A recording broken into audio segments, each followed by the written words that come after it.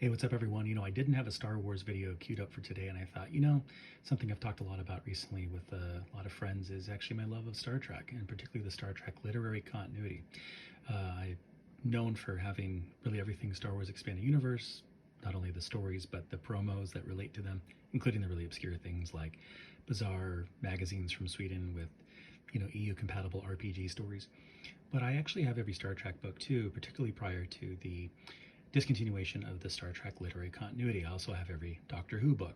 I just really love expanded universes, sort of just writ large, right? Happen to be a collector first, a lover of expanding universes, and particularly a fan of Star Wars, Star Trek, Doctor Who, and a number of other intellectual properties. So I just thought a fun sort of claim to fame here with Star Trek, and that I would love to, by the way, talk a lot more about in the future. And as a matter of fact, a couple of years ago, if anyone remembers, I actually did a video about Star Trek and sort of lamenting the loss of its literary continuity, which very thankfully last year was formally wrapped up in a way that many Star Wars Expanded Universe fans hope to eventually see in some way, either continuation or at least at this point, some sort of sense of an ending. One sort of claim to fame in my case is that this is a more recent Star Trek book, Living Memory by Christopher Bennett, one of my favorite Star Trek writers, spent a lot of time working on the literary continuity in related to the Star Trek Enterprise prequel, which I loved. I loved the show and I loved his books.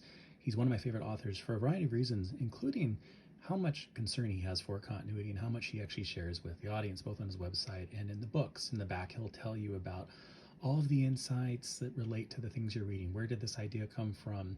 How does this character connect to some other show or book or something you might have also read? Anyway, one claim to fame is, in addition to I'm not going to give it away because I don't want to dox myself any further, but one of the elements of this book is actually named after my grandfather, and in the back, I actually have my name.